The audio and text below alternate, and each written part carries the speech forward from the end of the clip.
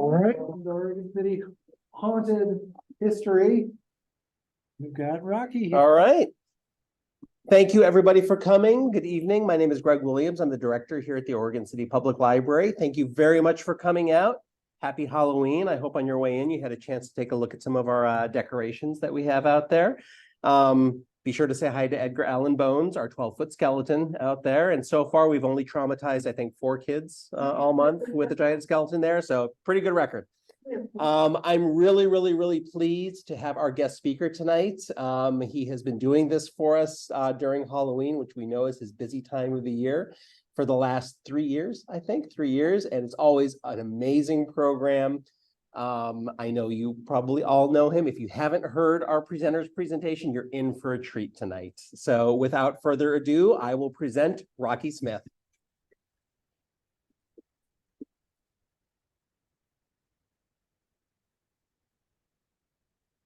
Oh, I've already broke something.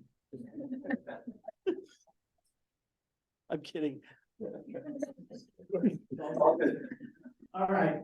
I want to welcome you all to the Oregon City Library. I'm Rocky, and I'm a teacher at Oregon City High School, and I teach art there. I've been at Oregon City High School for 24 years, I think 24 years.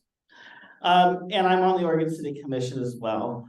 But tonight we're here to talk about the haunted Oregon City, and it's one of my favorite topics. And I'm going to share some stories that I share on my tours, and I'm going to share some new stories.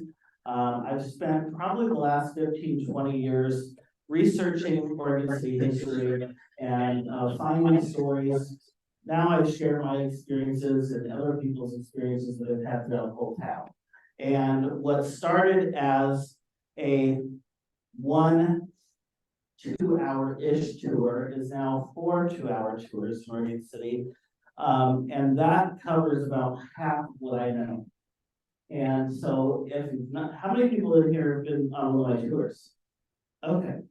All right, so I'll share some of the stories from my original tour here, but I've tried to add some other things too. So it'll be a mix of new and things, some repeat things maybe that you might have heard before. Because I do so many talks and so many different events, it's hard to kind of keep track. But I know there's a couple of things in here I have not shared with anything yet, so that'll be fun. All right. And then at the end of the time we'll have time for questions. And just warning right now, think of your questions.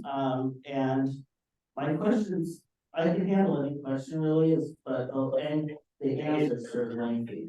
So if we have, and we rarely have time left when I'm done. So we'll try to make some space for that, and I'll shorten some of these stories if I feel like we're running out of time. All right.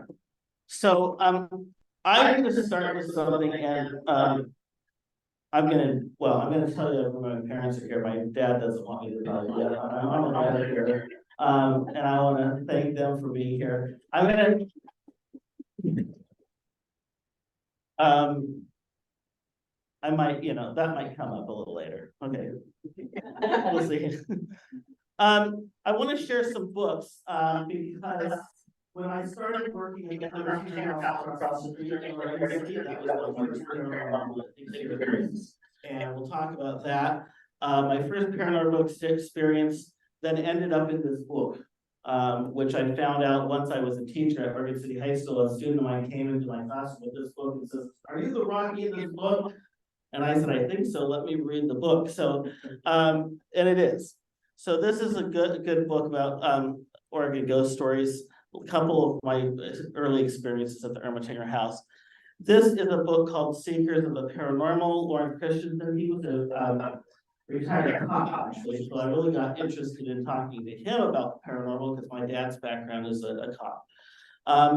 And he wrote this book, which actually features several paranormal investigators across the United States. I think 7 of them, and I'm chapter 4. So it's got a lot of stories, some of my experiences in Oregon City, Seaside, and in California even. And then the big book of Oregon Ghost Stories, which came out last year. Janice is actually from Reno. She does the Reno Ghost Tours, and she wrote this book last year. And a lot of my stories are in this book. Some stories from Oregon City, some stories from Seaside. And no, I haven't written my own book yet. That will come at some point when I have extra time. Okay, I wanted to start off with something a little bit different that I've never talked to too many people about in Oregon City. And if you looked at my Facebook page for my Haunt Oregon City, you might have seen this post. The people who live in Oregon City may or may not remember the Buena Vista store. The Buena Vista store was on 16th Street in Polk, or mainly on Polk, or Polk and 16th, right by the old hospital. And the only reason I wanted to send that out is I was hoping people would find pictures of it. Maybe we'll find some pictures. I'm going to go back to when I was in high school and college, and then I'm going to go back even beyond that. First of all, my first paranormal experience for high school, college, but my first ghost story that I remember is about the Buena Vista store. So, going up camping and hunting, you know, as you do when you go on to camping trips, you tell ghost stories. And so one of the ghost stories that was told on a camping trip was an Oregon City police officer who told a story to a group of us camping. And that story was about the Buena Vista store. And that story stuck with me my whole life for a lot of different reasons. And I probably won't go into all of it. But the interesting thing about the Buena Vista store was it was right there on 16th Street. It was a neighborhood grocery store that my grandma lived a block away from. My dad and his brothers would walk to the Buena Vista store, and then when we were kids, me and my sister were kids, we walked to the Buena Vista store and things like that as well. But on this camping trip, one of the Oregon City police officers talked about a call that they got at the Buena Vista store. And I'll go through this story pretty quick, but it's just kind of my mindset as a kid thinking about ghost stories. And that ghost story was basically this, that the Buena Vista store, they get calls, the police would get called all the time to the Buena Vista store. And the family that owned the store lived to connect it to the store. So they would hear noises at night and they would feel like someone was breaking into the store, and they would call the police would show up, and rarely did they find anything. They would typically find crumbs or things knocked off the shelves, but they never found anyone inside the store, and they never found any way of anyone breaking into the store. There was no evidence of anyone breaking into the store, but yet they would find things knocked over, things like that. Well, one night, the police department got a call to the Buena Vista store. And one of the police officers who was on the camping trip shared the story, and he said he was walking through the dark store, and at the end of the aisle, he saw a loaf of bread floating down the aisle. And it freaked him out. It scared him so bad, he ran out of the store. In fact, most people said he would never go back in that store. And I remember hearing that story. And it stuck with me for several reasons, because I never tell that story. And it's someone that my dad did for a long, long time, still does. And it was clear to me as a kid, he was scared. And when you're a kid, cops aren't supposed to be scared. And that stuck with me. It really did. And the other piece that stuck with me is a lot of people made kind of fun of it, because it's an interesting story and it's bizarre. But that even kind of bothered me too, because I thought, okay, he felt serious. It felt like a serious story to me. And yet the people that kind of didn't necessarily fully believe it maybe, or the people that questioned it, were people that worked with him, that trusted their lives with him. And I just couldn't, that just stuck with me forever. And so it was a memory that led to, you know, I never really had an interest in ghosts. So everyone's, how did you get into it? I'm going to tell you how I got into it tonight a little bit. But that was one memory going back to a child thinking about that. Like, what do I really think about this story? What do I think about ghost stories in general? And that came full circle when I started working at the Ermatinger house. So we'll move on from Buena Vista store. One of the things I always like to mention too, anytime I can mention a neighborhood that has lost its history, it's important. ArcLight, Buena Vista, Mount Pleasant. Every time a building goes away, the neighborhood goes away. So bring those names back. All right, that's Buena Vista. If you want to know what Buena Vista, the site of the old Buena Vista store looks like now, that's what it looks like now. They tore the store down and built these new townhouses, which have been there for years. You know, very out of place in that neighborhood if you know the McLoughlin neighborhood. So it's kind of an interesting place there. I have no idea if people living there still have issues. It'd be interesting to know. This is proof that I've been doing this a while. This is me sitting right up here. You can just, I mean, that wall's still there, the church behind. That's when I got my job here at the Carnegie Center, and I'll talk about that. Here's the Carnegie Center in 1912. This is later. All right, I'm going to start off with this. Because the last 2 years I was here talking about ghosts in Oregon City, and I didn't at all talk about the library. I didn't even mention the library. And then the next day, this was in the paper. And I was like, how is this possible? And I know the person that wrote it. So I said, really? Headline Oregon City, the library is haunted. And then if you read it, it said according to Rocky. I'm like, I never said anything about the library being haunted. And so you can see that it was edited on December 12th, back in that year. But he kind of said, Raymond said, oh, well, I just meant the library was decorated. It was haunted. It was haunted. It was decorated. I said, it says.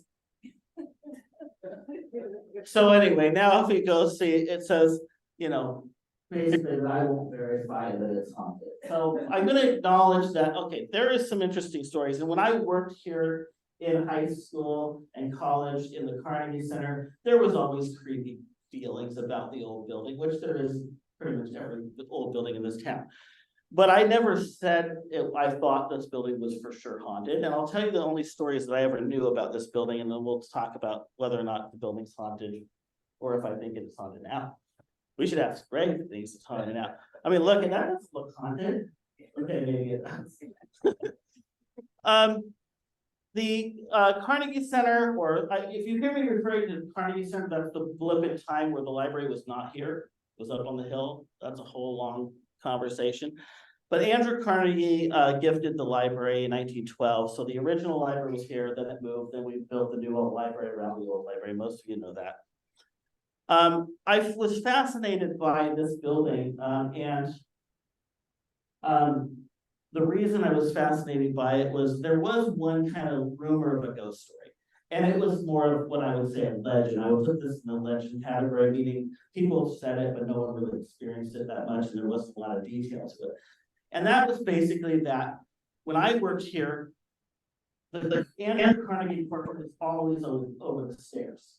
Always over the stairs. Now, that didn't matter when the building changed, the stairs changed. So if the stairs changed, which it did in multiple remodels of this building, the portrait changed too, to the stairs. It's not on the stairs today, and that may throw, some interesting, I don't know if that's been activated in the building or whatever. Anyway, when I was always here, the rumor had always been, if the portrait is ever removed from the stairway, weird things happen in the building.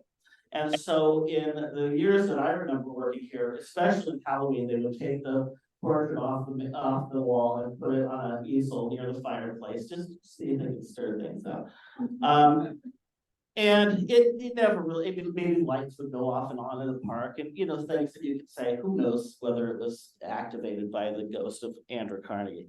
But that was a legend, and it's still Andrew Carnegie's portraits in the building, but it's just not where it used to be. Out in the park is this plaque to Edwin Markham, who was the poet laureate of Oregon and a poet known for representing labor and workers, which was very not Andrew Carnegie. Okay, I find this really interesting because of the balance. Oregon City was a working town. Oregon City was a mill town, and Edwin Markham understood that and understood that this was a working town. People would say Andrew Carnegie, made his fortune off of the back of laborers and kind of was not well liked and didn't treat people well. And so he's got an interesting history himself, and it just kind of contrasted with this plaque in the park. A little bit about this story that I think is cool to tell is Andrew Carnegie had a business partner, Henry Clay Frick, and they hated each other. I mean, they were good buddies and they were almost business partners. I mean, they were business partners, they were almost brothers for most of their life. But business kind of got in the way, money got in the way, and they became unspeakable. I mean, they got to the end of their lives without talking in decades. And at the end of Carnegie's life, Carnegie was giving back all this money to give us lovely buildings like this. And people said, well, why? He was running out of time. And Andrew Carnegie thought, you know, if someone looks at my life, did I treat people well? Did I not treat people well? Well, he had. And so by giving money back and building buildings and libraries, he thought maybe he could save that. He thought maybe he could save his image. And so he really started grasping with that, his morality at the end of his life. So he hadn't talked to his friend or business partner, Henry Clay Frick, and he sends a messenger. Carnegie's dying at this point, and he sends a messenger to his past friends saying, I'd like to meet with you. I'd like to speak to you. And Henry Frick says, if Andrew Carnegie says this to the messenger, to send a message back to Andrew Carnegie, and he says, Henry says, if he wants to see me, he'll see me in hell over the way. And that was, yes, there's actually a book about that, See You in Hell. He was trying to make up for his mistakes at the end, but maybe it was too late. Whether that has to do with, you know, his uneasy spirit, I don't know. Now, is the Oregon City Library haunted? This picture was taken in this room over a Zoom meeting. And Greg sent this out, was it last year or the year before, and kind of caught people by surprise a little bit. This is not a picture of the room, it's a picture of the monitor of the screen of a Zoom meeting that was held in this room. And you see this figure kind of in the back of the room over here on the side. And a lot of people have a lot to say about this picture, whether or not they thought it was a ghost or a reflection or what. And I won't say either, because I have no idea. It's a pretty interesting picture though. So is this the library ghost? Who knows? Hopefully it's not the front page of the paper tomorrow saying that I said this place is haunted. All right, this is the Oregon City Library / Carnegie Center that I remember. And we thought this building, some of you don't realize that the old Carnegie was completely destroyed. The old Carnegie Center building was completely destroyed. The front entryway was destroyed for many, many years to build this nice entrance. And then we thought maybe someday we could get that building back to its original look. And now you wouldn't even know. So that's the way it looked in the mid-90s. This is the Ermatinger house across the street. And there's another proof of this is when I'm working here. Okay, this is when I'm working here. And I get my job at the Carnegie Center doing Parks and Recreation. They say to me, and I mean the city staff says to me, oh, we have this house across the street that we think you'd be really great at, that we think you'd be a perfect tour guide at. And I said, okay. They said a lot of great things about me, so I believed them, and I said, I'll take this job. They really were trying to convince me that I was the perfect one, and that really meant because no one else was even considering it. There was no competition for this job I was being asked to do. I was going to be asked to work in this historic house across the street, which everyone in this town pretty much knew was haunted. I knew it was haunted, or at least said to be haunted, but I wasn't sure if I believed that or not. I knew that the house had been open for a short time when it had been given to the city, and I won't go into all of that, but the city was closed for a small part of time after that caretaker was not treating the house very well. She was a caretaker that was there kind of as a volunteer to open the house to the public, and lived in the house, which saved the city some money. And it kind of backfired when she was arrested. We'll go into that story, but the house stopped. The house shut down for a while, okay?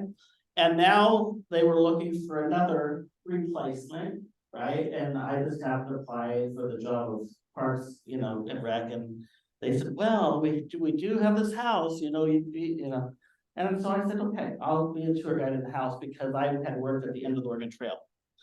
So here's what happened. The first day, and I'll go through this fast, some of you've heard this story, but the first day I got my job, I walked into this building, the old Carnegie building, and I was given the keys to the Ermatinger house on my first day. And like I said, I was right into college. I was surprised. It wasn't my first job, but I said, usually people show you around on the first day. And they said, oh, yeah, we don't go over there. So I kind of took the keys and I walked, and you know how big of this block it is. It's just right across the street. It seemed like forever. And I thought, oh man, what if I got myself into it? I thought about all the ghost stories I ever remembered as a kid, if I believed them, if I didn't believe them. I thought, okay, if there is really ghosts in the Ermatinger house, and I'm going to be working with them, it's their house.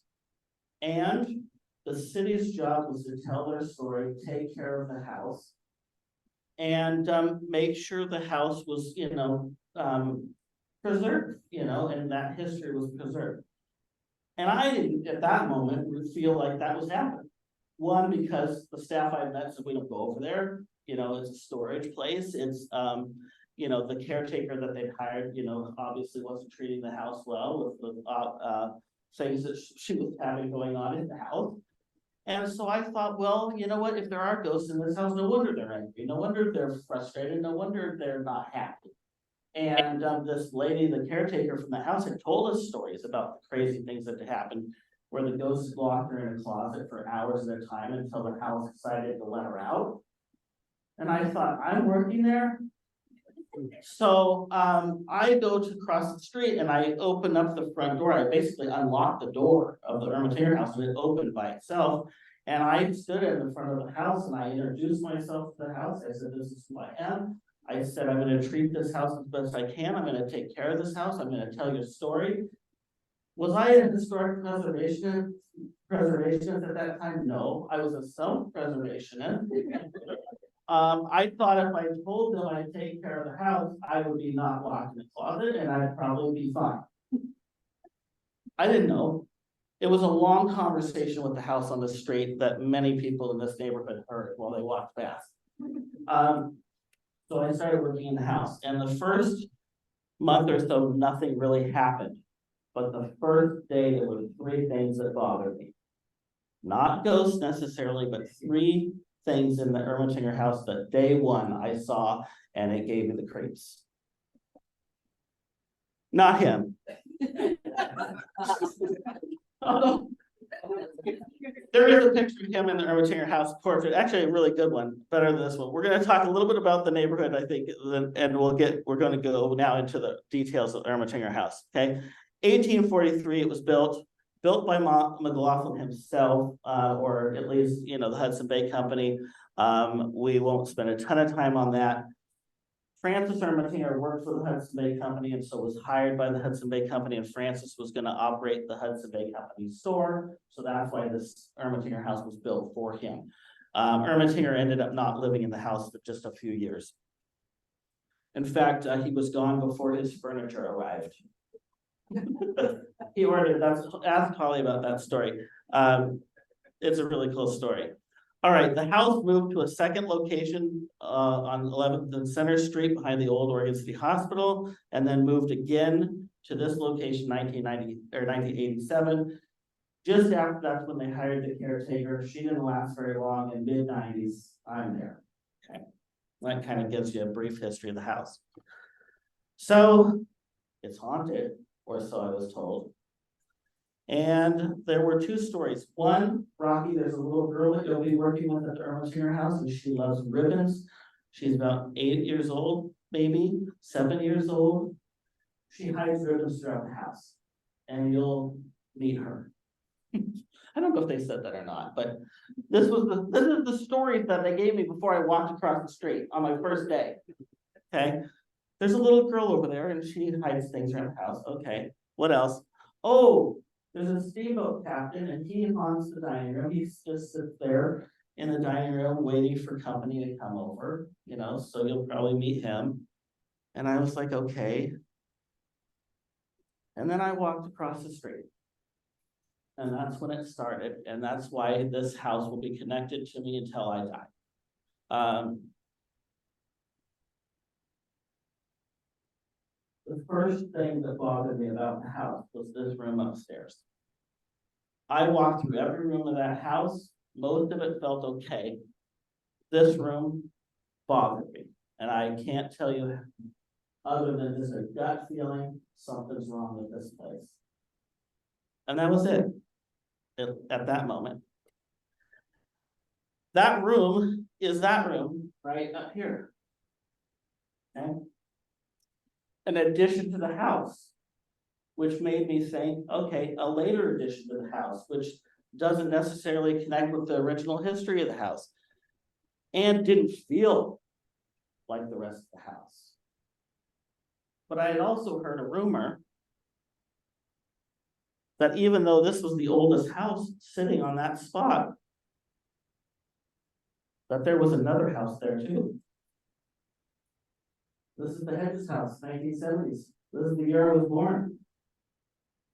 That house was there in the same place. So I started thinking, maybe there's 2 haunted houses on this lot. Maybe the Hedges house is haunted. Maybe the Ermatinger house is haunted. And they're different stories. It was a guess. It was a gut feeling. But in the mid-70s, this house was torn down. And in the 80s, the oldest house in the city was moved in its place. Why? And I didn't really know. The other thing that bothered me about this house was this screen. And I don't know why, but it was in the kitchen and I saw it, it gave me the creeps. First time I saw it, it just gave me the creeps. I didn't know why. I thought, okay, there's something wrong with that screen, but I'm kind of glad it's kind of also stuck in the kitchen, which is in the addition to the house. So again, we had 2 weird, creepy things that were not attached to the original Ermatinger house, or at least what I thought. And then the other thing that bothered me is all throughout the house, above every door, were crosses. Drippy, watery crosses above every door upstairs in the Ermatinger house, which I assumed, and never was told why they were there, but I assumed they were there when the woman caretaker had lived there and was scared of the ghosts, and probably had someone come into the house, cleanse the house, or did something to try to appease the spirits of the house. But they were noticeable by people walking through the house. And I wouldn't even point at them, but I would know they were there, and people would say, well, what are those? And I just have to say, I don't know. I told them the same guess that I have today. But it creeped me out for sure. So anyway, what happened is, people would say, well, why don't you just wash them off? I said, if I wash them off, there's 2 reasons I'm not washing those things off. One, if I wash them off and they come back, oh, that's not an experience I want to have. And 2, if I wash them off and they don't come back, part of the history of the house. It's part of the story of this house. And I will tell you, in the 15 years the house was closed and under renovations, I forgot a few things, and I woke up in the middle of the night and thought, oh my God, they're painting tomorrow. And they're going to paint over all the process. And they did. They didn't know better. And I think maybe it's okay. I think it's that needed to be another cleansing of that house, I think. Because I am not scared of the Ermatinger house. The Ermatinger house is very peaceful. And maybe it's okay that those go away. There is this little girl named April, and the hides ribbons. I talked about that quite a bit. And the steamboat captain who sits at the dining room table. I tell those stories every day on my tours. I'll tell the short version of it, but basically the chair at the head of the table will be pulled out as if someone's sitting there. You'll walk from that back kitchen, see the chair pushed in, you'll go into another room, come back, and that chair will be pulled out as if someone's sitting there. And that happened to me. That was my first experience in the house. We were expecting people for a tea at the dining room table, and no one showed up. So I had to close the house, and I was closing the house after someone else had left that was helping that day. And then I basically had to walk through that doorway past the dining room chair. You can see there's only about 4 feet until the wall. And that central hallway goes right to the front door. So I walked right past the chair. When I came back from the front porch of the house after locking it up, and I got to this point right here, I saw that chair was now in the center of that hallway, center of that walkway. I didn't hear it move. I didn't see it move. I couldn't figure it out. But I had walked right through that space, and now the chair was right in the center. There wouldn't be a way I could walk through it or around it. And when I realized I couldn't explain it, I pushed the chair in and I ran out of the house. And that was the first moment that I thought that maybe this place is haunted after a month. And I took a walk. And I called Marge, and Marge said, hey, it's a long conversation. It's another 15-minute story, but the gist of it was this, that she had pushed the chair in multiple times throughout that day. It was just me and her in the house. She thought I was pulling it out every time she went to the kitchen. And it does sound like something that I would do, but today I might do that. At that point, I was in college. I was worried about this house. I wasn't going to play games about this stuff. I was serious about it. And so it scared me. And I remember thinking to myself after we realized that we both had that experience the same day, I realized we were wrong. And I said, you know what? He's just telling us he's here. He's not scaring us. We waited all day for company to come to the house, and we kept being disappointed all day long that no one was there. He was there. We completely ignored him. And we'd always been told that he loved that house. And we were always told that this steamboat captain, a legend, this is a folklore that we have been passed down for decades that no one believed was true, really. But the steamboat captain somehow lived in that house, and he would host dinner parties at this house. And that's the only story we knew. And I told it every chance I got after that, because I told him I would tell the story. But I had only been telling the story of the little girl because people would go in the little girl's room and say, why are there ribbons here? No one said, why is there a dining room chair here? So when they said, why are the ribbons here? I would have to say, well, there's a story of this little girl, also folklore. We don't know who she is, but she's here in this house and she loves ribbons. And as soon as I realized that I had not told the captain's story, and now I was only going to tell the captain's story because I had never had an experience with the little girl, then the little girl started acting up, and I would find ribbons hidden throughout the house. And when I would find a ribbon, I would put it back exactly where I found it, and the next day it would be gone, and people would continue to bring ribbons to the house, and they do today. And they just disappear. Some of them will fray and get smaller and smaller and disappear until someone replaces them. Sometimes you maybe, I don't know if Holly does this, but when I worked there, I was there a lot by myself. And my friend Holly is the guy there now. There were days I'd be there all day by myself in the rain, and I'd be like, oh, there's a flower vase. And I would tip the flower vase upside down, and that would pop a little ribbon. I would stick it in the flower vase, and I would stick it there, and then the next day when I came back, I would dump out the flower vase, and nothing was in it. And then, I'd open up a drawer or a book, and there'd be a ribbon in it, the next day it was gone. Constantly like that. I was trying to figure this place out. I was trying to understand it. I was trying to understand, is it possible that these stories are true? That these people are real?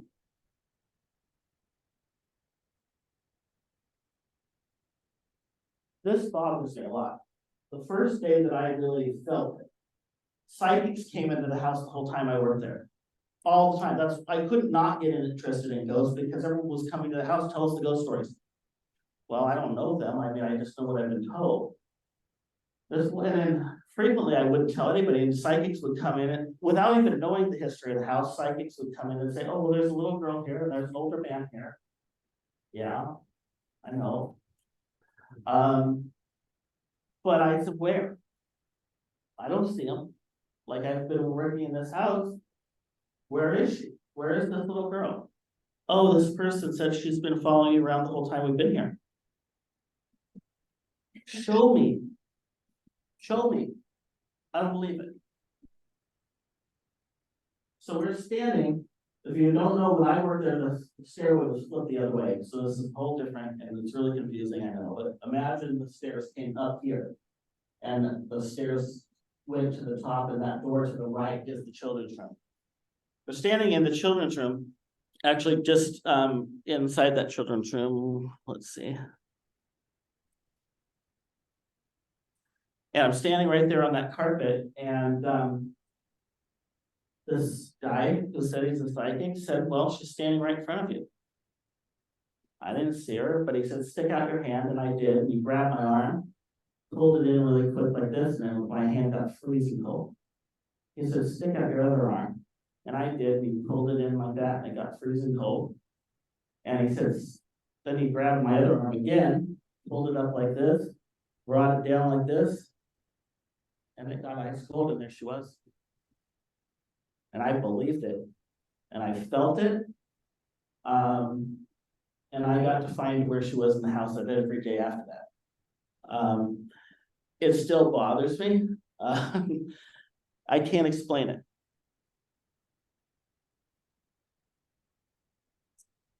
But then the house was condemned. The house that I spent years in and cared about was falling apart. And it was closed for all over a decade, almost 2 decades. Where I couldn't make my promise anymore. I couldn't keep my promise to take care of the house anymore. I couldn't keep my promise to tell their stories anymore. And so I did it from the street. And that's what started this. Because there are spirits in this entire neighborhood and this entire city that need their stories told, and this is what I do. I enjoy it, but it's a lot. We had a big event Friday the 13th, which was awesome. And Holly read this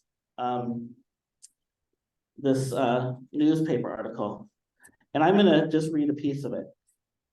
I want you to know it took 25 years for me to find this article, and I didn't find it right away, and other people found it. But the captain's real. I found a newspaper article saying Captain James Graham bought the Ermatinger house from the Elks Club. Well, the Elks Lodge is built where the Ermatinger house is. Captain James Graham, that's the captain. We know Captain now owned this house. And now that I had a name of a captain that owned the house, I put that in the database and looked up more newspaper articles like this one. Captain and Mrs. Graham entertained. A delightful affair. This is 1907, March. A delightful affair with a reception and dinner given at Captain and J.M. Graham at their house at 610 Water Street. That's the Elks Lodge address. Thursday. A most bounteous dinner was served and a day of decided pleasure enjoyed by all in this hospitable home. Captain Graham is an old steamboat captain who is now the dock manager for the Oregon City Transportation Company. He has 3 sons that are captains of steamboats. He was entertaining guests, just like we were always told. Just like everyone always said, he's sitting there, he's waiting for company. It's true.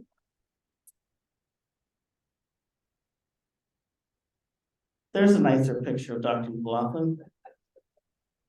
Looks like such a nice man. Oh my gosh, we're already at 40 minutes.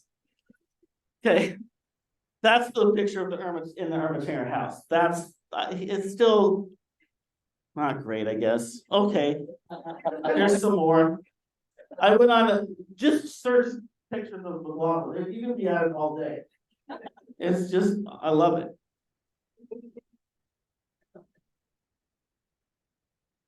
What do you think about the picture on the right? I don't know if you think it looks like McLoughlin. But I'll do this really story, and I've never showed anyone this, rarely. I was doing a ghost tour for people at Atkinson Church. We were at the McLoughlin house, standing in the front of the house, which is facing the river, okay? The back of the house faces the street. So we're in the, what would be the backyard, which is really the front yard, if that makes any sense. And if you are standing in the front of the McLoughlin house and you go to the left is where the stairs go down into Sarah Creek. Well, we're like 50 yards from the biggest tree that's right there near the stairs. And this lady from Atkinson Church says from the stairs, look at that tree and tell me if you see what I see. That's all she said. And I looked at the tree and I thought, that's John McLoughlin. That's John McLaughlin's face growing in the tree. And she said, that's what I thought. Now, maybe not. I saw it, and as soon as we saw it within, the next year, a little sapling grew in front, covered it. No one at the McLoughlin house ever wanted me to talk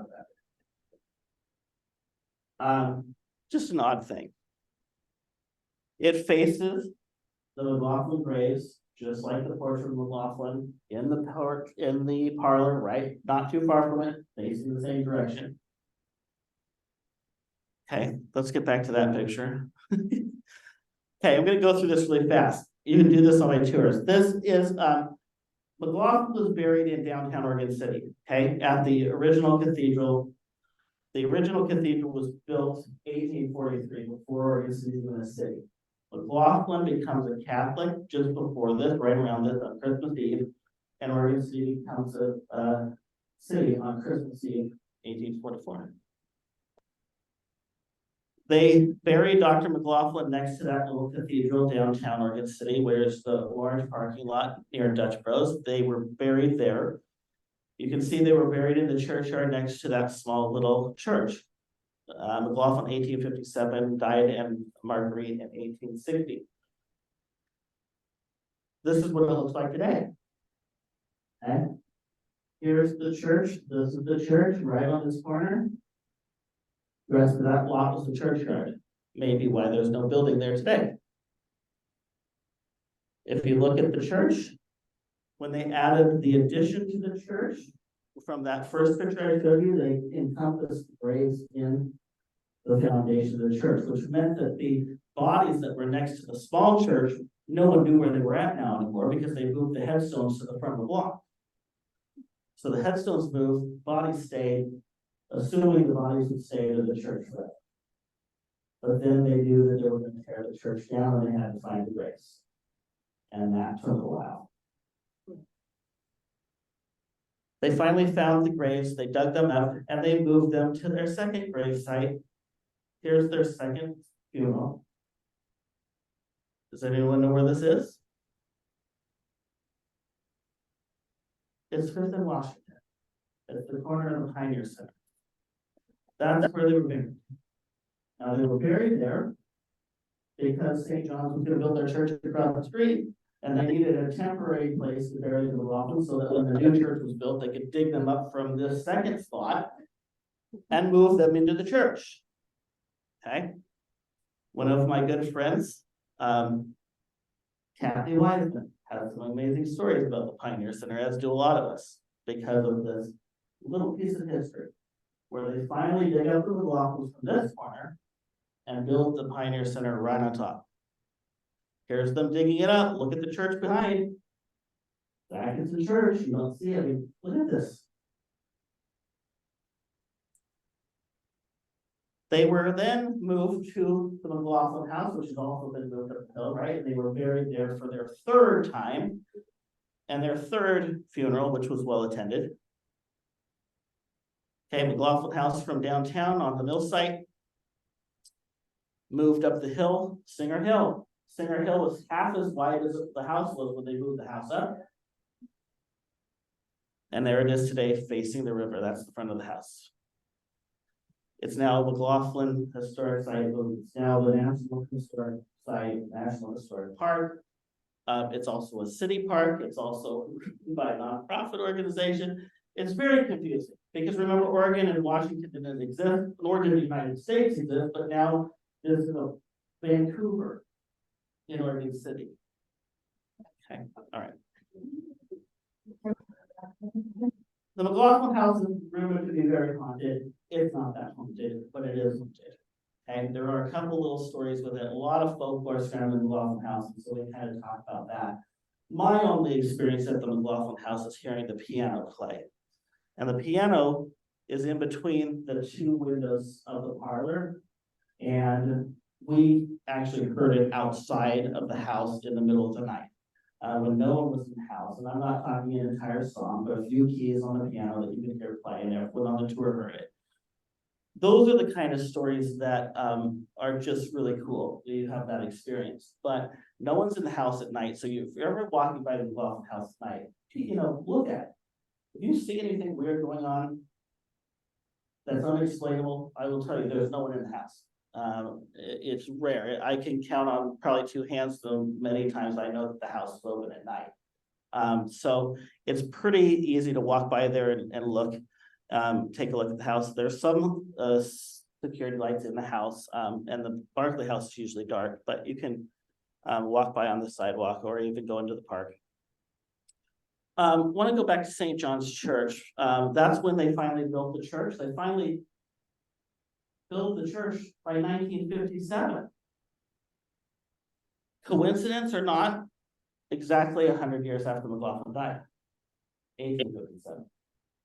And now the state legislature says he's the father of Oregon, even though we stripped everything from him, even though we told him he was an outsider and he wasn't an American and he didn't belong here. Now we're going to say he's the father of Oregon. And probably the father of Oregon is not going to be buried in the church. It's probably going to be buried in his house. That's going to become a park, a national park.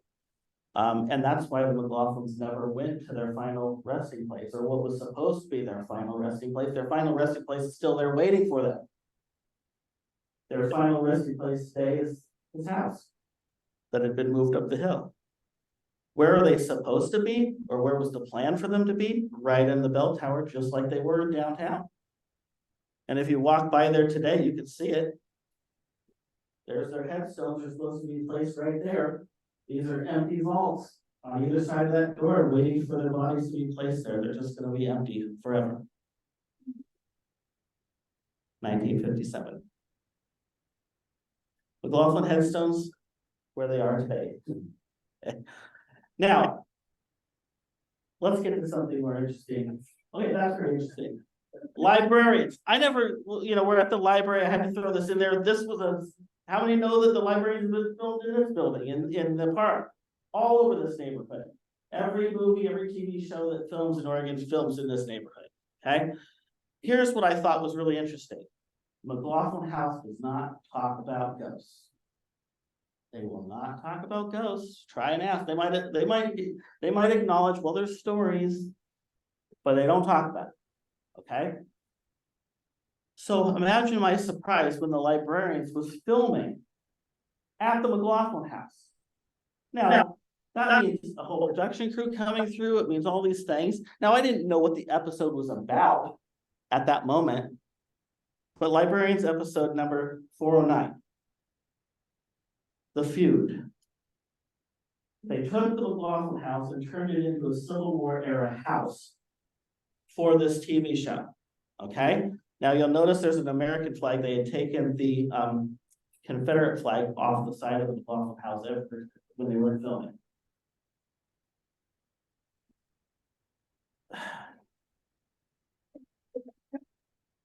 One thing that stirs up spirits in a house is to be disrespectful of the house and the place. But maybe they will mind. I mean, I don't know how the spirits of the McLoughlin house felt with the Confederate flag hanging on the front of the house, or when they covered up the McLoughlin graves for the TV show. So the idea of the show was that the two brothers grew up in the same house, one on the other side of the line, one on the other, north and south, had to go to war against each other. And here's their headstones with the American flag, Confederate flag, the Loveday brothers. So they made McLoughlin House into a park that weekend for this filming. And they did it all over town. Look at this. There's the house. There's the Singer Hill, right? On that middle of the line from north and south. So when all the decorations came down, all the decorations came and the movie company went out, I walked down through here and sitting on the steps, I found the script. Just laying there. And this is what it said. Gang walks up to the house. The dividing line goes up the steps, bisects the front door, and continues over the roof. Feud is the name of the town. Okay? Feud has been having reenactments for years. What made the ghosts decide to show up now? Ghosts are so cliche. I bet it's a hologram, a time traveler. Ooh, magic frat house prank. There is a long history of credible ghost sightings in the United States. Last year, there were 13 in Chicago alone. The whole episode's about ghosts in the McLoughlin house, letting them film there. This episode that we don't talk about ghosts and we don't talk about the McLoughlin house being haunted. I thought that was kind of fun. Pioneer House, Pioneer Center. McLaughlin's spirit is said to be seen in the halls of the Pioneer Center. Tall, dark shadow ducking through doorways. Staff talked about it. Former director talks about it. In fact, I told her a long time ago, if it bothers you when you're working there, just tell them to leave you alone. And she said she did, and they did for a while, or McLoughlin did for a while. But here's the funny thing: when I actually talked to Kathy Weisman about this years ago, while she was still working there, she wouldn't talk a lot about it. But I started doing ghost tours in the neighborhood, and I knew the McLaughlins had been buried on that corner. She didn't. But she closed up the building one night. She said she was walking down the hallway, the long hallway towards the cafeteria, and she looked into one of the side rooms and saw a man in the dark after she locked the whole building up. And it scared her because she thought, oh my gosh, I've locked this building up and this poor man is sitting there all by himself. He probably doesn't know where he's at, and I can't believe I did this. So she kind of freaked out, and she grabbed her keys to let this man out of the door, and he was gone. And I said, well, what did he look like? And she said, well, he was in his 80s. He had a black coat, a white shirt, black pants. And I said, Kathy, come with me for a second. We walked out the front doors of the Pioneer Center. We walked down the sidewalk to take a look at the St. John's Church. We walked to this corner where I knew they'd been buried, which is just right over the top of the room that she sees this man in. And I point across the street to that picture. I said, does that look like him? Oh my God. Maybe. I think it's true. It's the same room.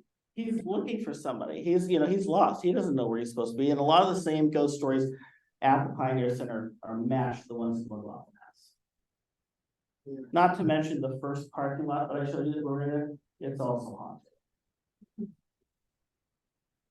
Barkley House next door to the McLoughlin house. Sometimes you'll see the basement light on. I like to tell people that the basement light on, by the way, there's never lights on in a Barkley house. That's almost always true. Until one night I was doing a tour talking about the basement and talking about how Dr. Barkley was the coroner and how people were used to seeing him late at night working in his basement when his house was down Main Street. The Masons say that the Masonic Lodge in downtown is haunted because they built the Masonic Lodge on top of the basement of Barkley's house. Dr. Barkley was the coroner, had a morgue, temporary morgue in the basement. He saw patients at his house, and so when his house was moved up the hill, the Masons built their building, and they said that's why our building's haunted. And so I'm telling this story one night, and guess what? No one in the Barkley house, I know for sure, that light came on. That light came on in the middle of my tour, and it freaked me out. It didn't freak the other people out because they thought, oh, it's on a timer. It's not on a timer. And I went to the Barkley house, like I do the next day when I have these things. Who was in the Barkley house last night? No one was in the Barkley house last night. Is the light on a timer? No, the light's not on a timer. What do you store in the basement? I don't even know what's down there. No one goes down there. So there's no one down there last night? No one down there this weekend? I don't even remember the last time anyone was down in the basement. I said, well, the light came on last night. Oh, that's weird. Well, guess what? From that point on, almost all of the last 2 years, that light has been on all the time. Why? If you keep the light on all the time, it never turns on. There's no story if the light's on all the time. So I started my tours this season, the light's off, and I think it's not off. I think the bulb just burned out. So that's another mystery to solve, see if it comes back on again. Stevens Crawford House. I want to show this video really quick, and I'm going to see if my training on all this is going to work. A couple years ago, my mission was to get more information about the Stevens Crawford House. The Stevens Crawford House had volunteers for years that did events and stuff, but getting into the Stevens Crawford House and finding out its history was very, very hard. They weren't, and as some of the leadership and some of the people at the museum changed, they were more open to talking about things, because as they started changing the house, as they started renovating the house, things were happening in the house. And they finally said, okay, we want to do an event at the house. And I said, really? And they said, yes. And I said, okay, are we going to be able to go in the attic? I, as a kid, had heard stories about the attic of the Stevens Crawford House forever. And the only way that I can explain to you how it was explained to me as a kid is the attic in the Goonies house. That's the only way that anyone could explain it. This attic held the treasures of this town. And Murdy Stephen collected everything she could and put it in that attic. And as a kid, everyone talked about it. Oh my gosh, you wouldn't believe what's up there. And so I said, the public needs to get into that attic. So I'm going to play this. This is from a couple of years ago. Actually, I think this might have been, I can't remember what year, 2018, something like that, maybe, before the world changed.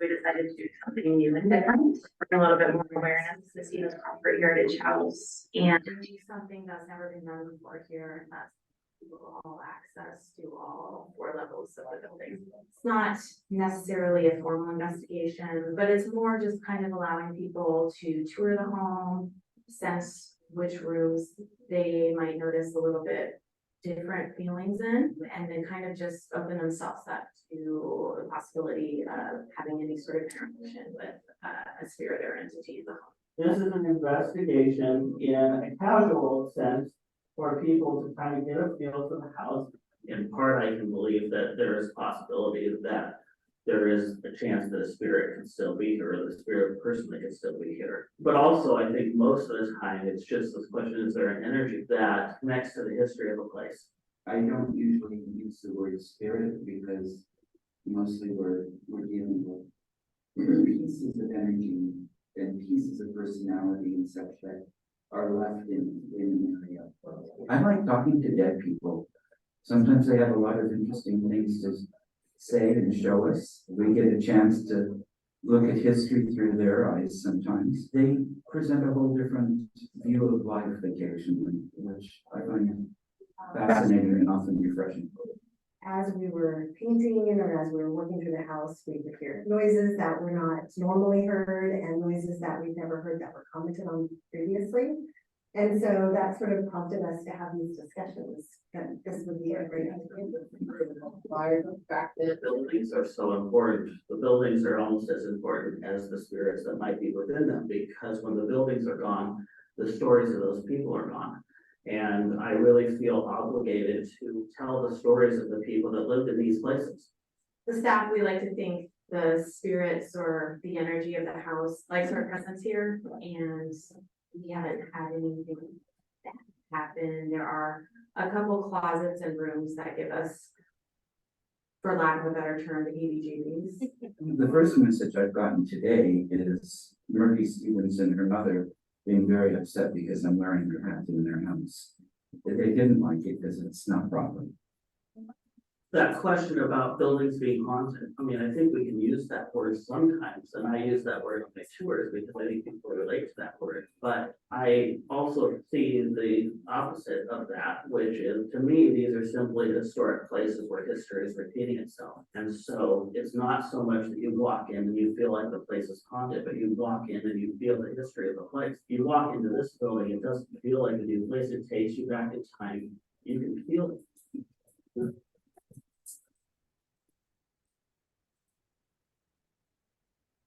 So that was several years ago. We had not done another event in the house like that until last Friday, Friday the 13th. We did a cool event, and Holly was in charge of putting that together along with the Friends group, Ermatinger Friends group, the city and everybody. But it was a really cool event where we got to take people through Ermatinger, Stevens Crawford, and the third haunted building on that same block, the Hive, or the Oddfellows Lodge. So it was a pretty cool event. If you haven't figured it out, from this building, you're sitting within, 3 or 4 blocks of the core of the haunted history of this town. But we don't think the library is haunted. There's Murdy Stevens. The reason I said the Goonies house, like, Murdy was the granddaughter of Medora Crawford. And Murdy Stevens' parents, Harley Stevens and Mary Elizabeth Stevens, found themselves as collectors of this town, like native history, things that they dug up in this town. They collected things from their loved ones that had passed away. Murdy had so much, I don't like using that hoarder word, but just things she kept were, valuable, and that's some say that, that, but her house was packed.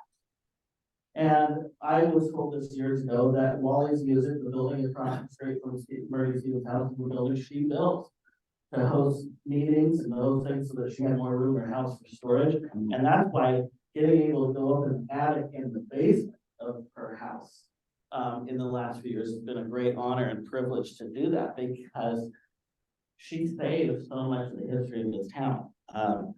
And it's pretty cool. And in fact, if you go and see the light on at Atkinson Church every night on that window, or it's supposed to be, it's gone off every once in a while. And she also left money to the church to keep that. This was her neighborhood. She owned her family owned all this before this building was built here. Okay. Supposedly the clock in the front office is stopped at the time of Harley's death.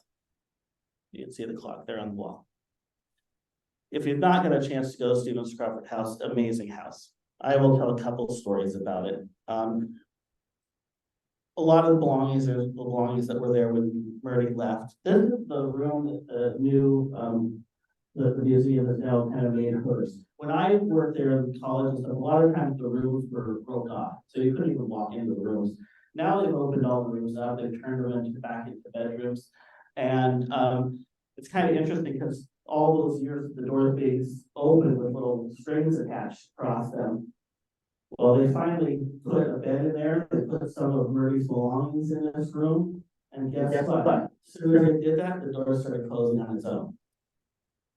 It's her room now. And she said, "This is my room now. And I want people out. I want my own space." And so they would say that they'd have to prop that door open because it was like, she was like saying, "Okay, it's my time now in my room that they give me back."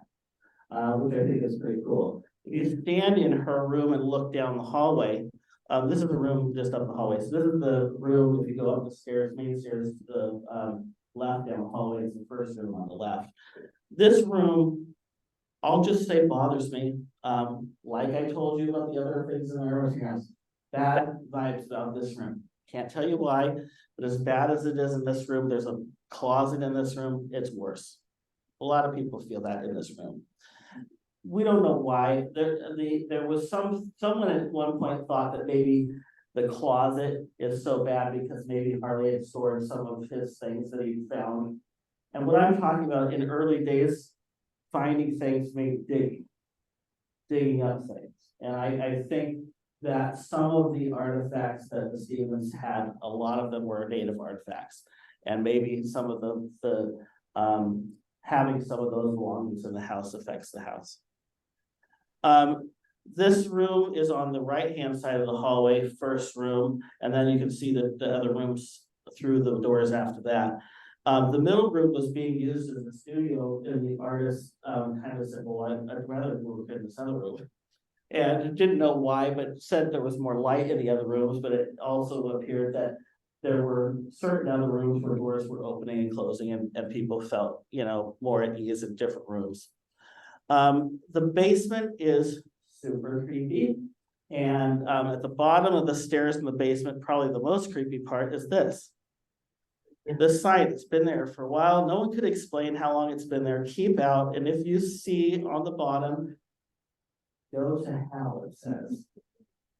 Now, who knows where that is? It's obviously in a different, it's a similar font, but it's different, you know, it's more like in charcoal.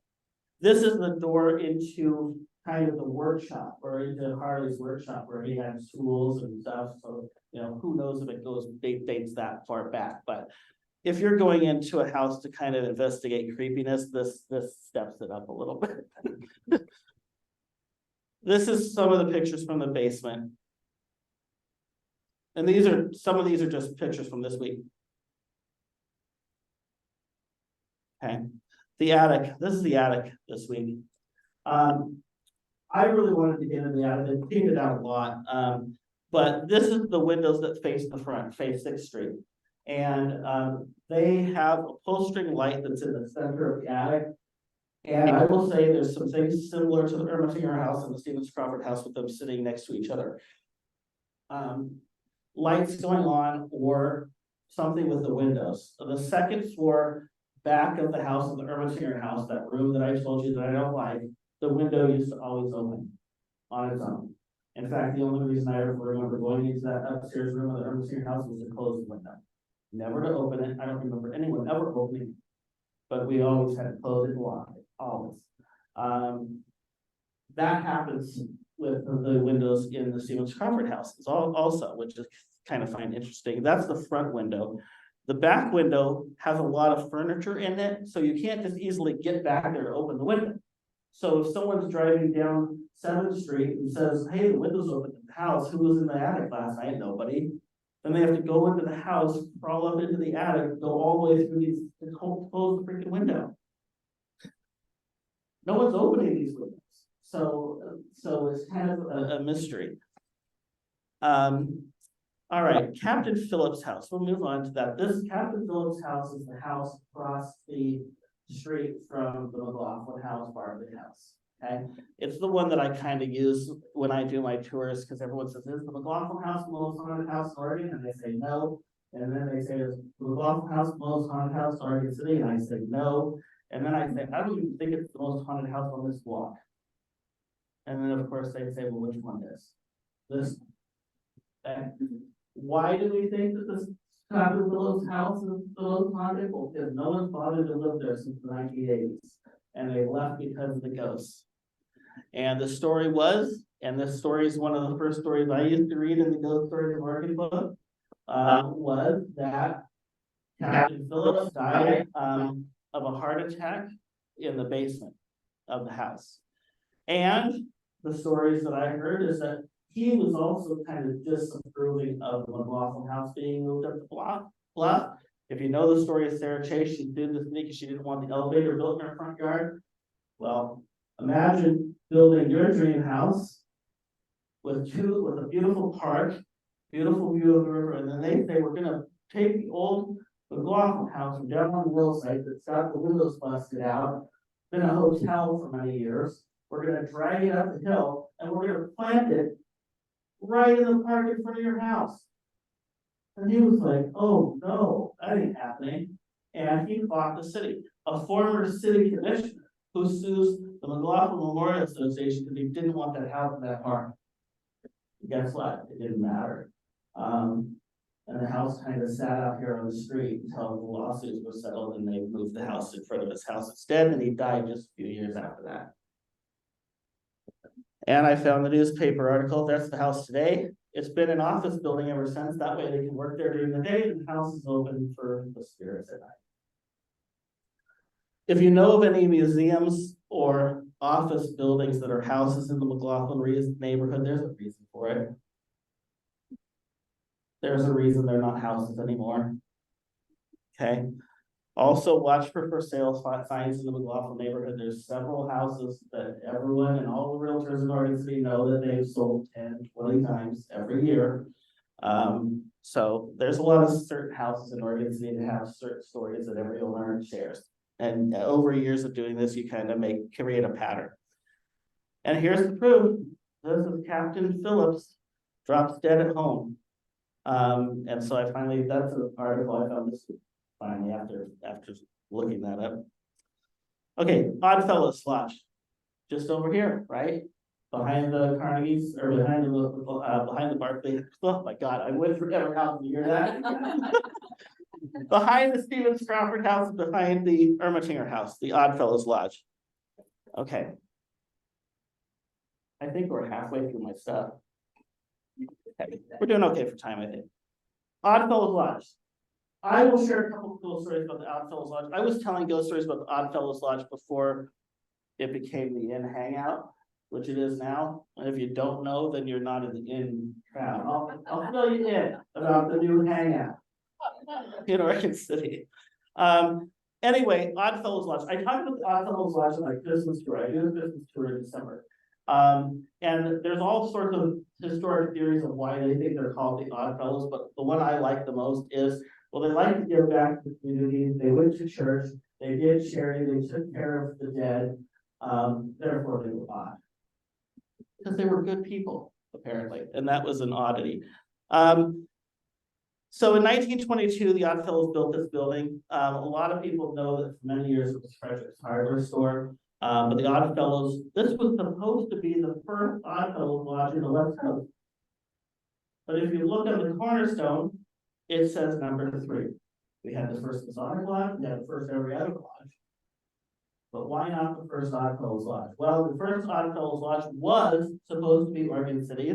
The charter for the Oddfellows Lodge, number 1, which had already started, was on a ship from the East Coast. The ship did not make it to Oregon City.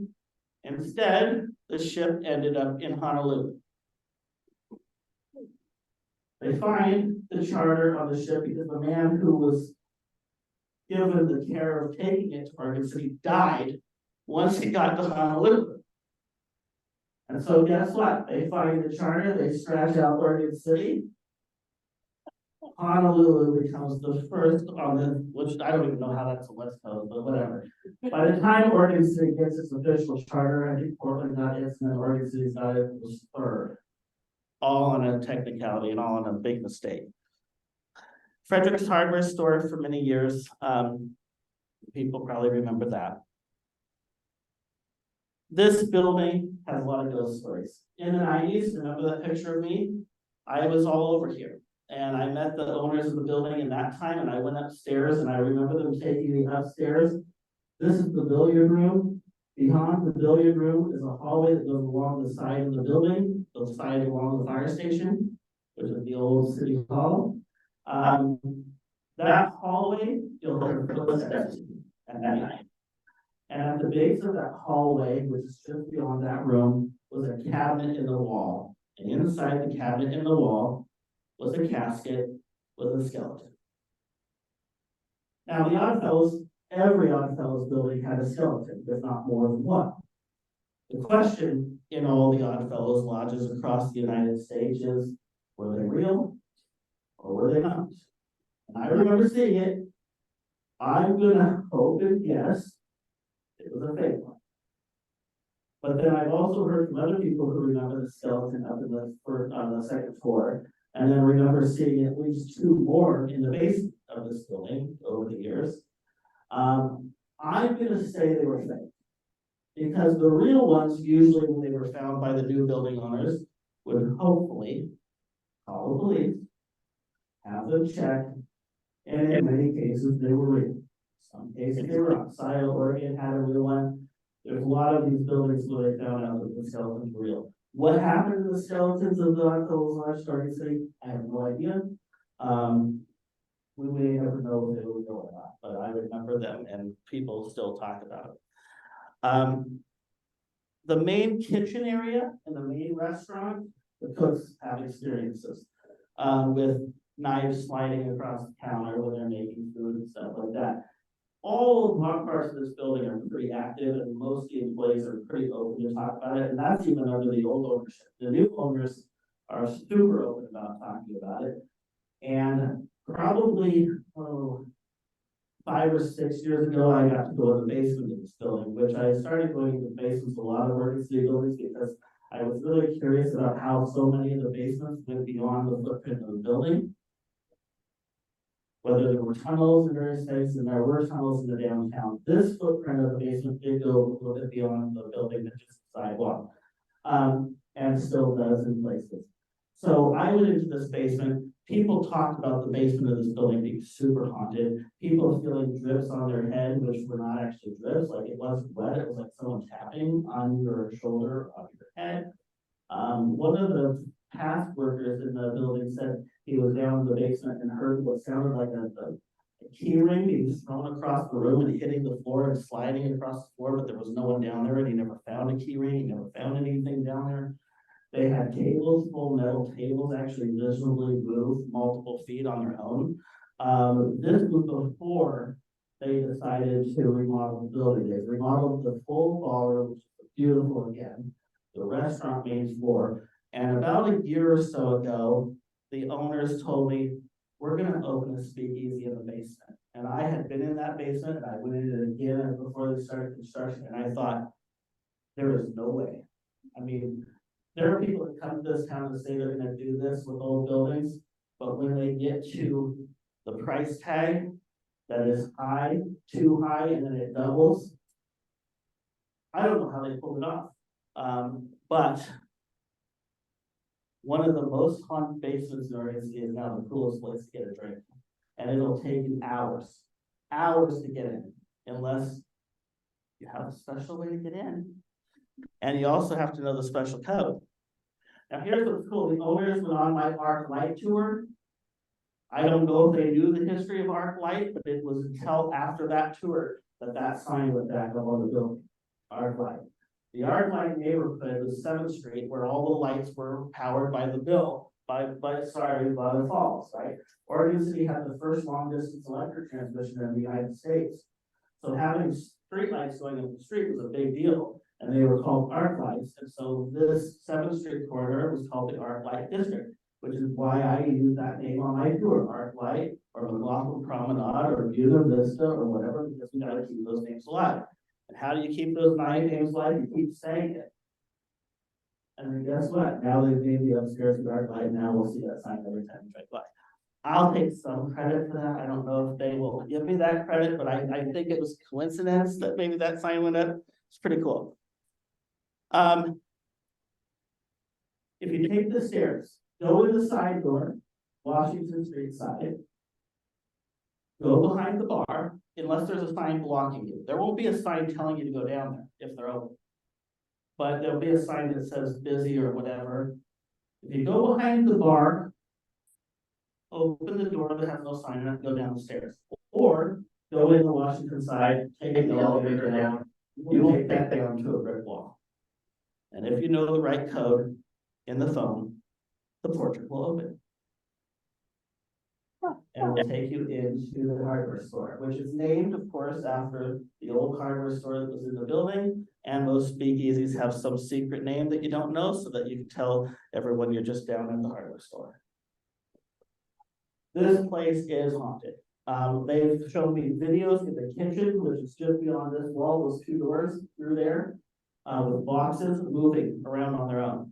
I've seen it this last couple of months since they've opened. When this was under construction just a couple months ago, before that, those 2 double doors were not there, and all of the doorways were covered in plastic, you know, to protect everything. And every time you walk through the kitchen, the billows of plastic would come out from the doors.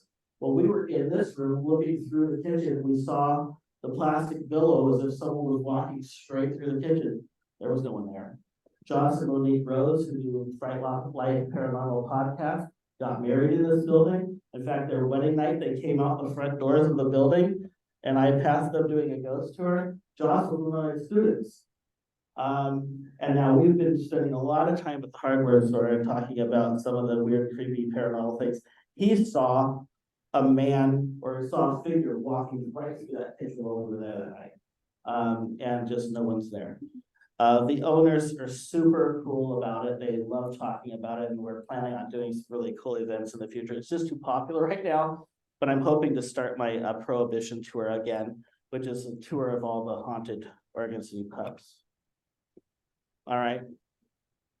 Check out this place. This is in Oregon City. This is in Oregon City. And who has been there yet? Nobody. Oh my gosh. It's so great. It's so great. Look at this place. Yeah, you gotta figure it out. It's a mystery. You can figure it out. And I, because we even asked, there was one time where you could hear, if you're inside, you can hear people trying the door, and you're just like, oh. And I finally said, are we supposed to like help people out? No, just they'll figure it out. It's part of the experience. You gotta figure it out. All right, I'm gonna spend some time going through some of my favorite mysteries of McLoughlin neighborhood, and I did share these last year, but I want to share them again with more details. The girls on Jefferson Street. I'm just gonna say girls because I don't know. Why is there 10 houses on Jefferson Street that all say they stay a little girl? A ghost. Almost everyone on Jefferson Street that has lived there talking about this. And for many years, I always thought it was the same girl. Now I'm wondering, is there like more than one little girl on this street? Or is it the little girl from the Ermatinger house that just happens to follow me around? And it's all over the place and now everyone's seeing her? I don't know. I really don't know. Here's what I do know. Folklore said that this was the Bush's house. We know this is the Bush's house, the Bush Furniture Company. Way back in the history of the family, someone said there was a pond across the street from the Bush house, and if you drive down Jefferson Street, you can see where the hill kind of sinks in there. And the story goes, and I don't know if this is true, but that some member of the Bush family, their daughter drowned in the pond. And they basically filled the pond in or drained the pond, and that this little girl was seen throughout the neighborhood still on that street. I had heard that for a long time. The Bush house was vacant for many years. A lot of the details of the house were stolen off of it. We thought, is anyone going to buy this house and save it? Because it was one of the landmarks in this town that we thought was going to go away. And someone finally did buy it. They took me on a tour of the house, and I don't think they have any ghost stories there right now. But the house is now saved. It is beautiful. This is the way it looks today. That's a house just sitting down from it. I was at parent-teacher conference one night, and the family that lived in this house was talking to me about their student. I didn't know where they lived, but they said, hey, we live on Jefferson Street. And I thought, okay, here we go. They said, well, and people don't like to share their stories, so I'll be pretty, but they'll share stories with the weird guy that tells those stories, right? So I'll give them some privacy here, but the gentleman basically said that I don't talk about this much, but sometimes when I don't know if they still live there, because these houses turn over a lot. When I would go out on the back porch at night, I'll see a little girl in the backyard. He thought I was going to be shocked apparently by that, and I said, well, have you ever talked to your neighbors?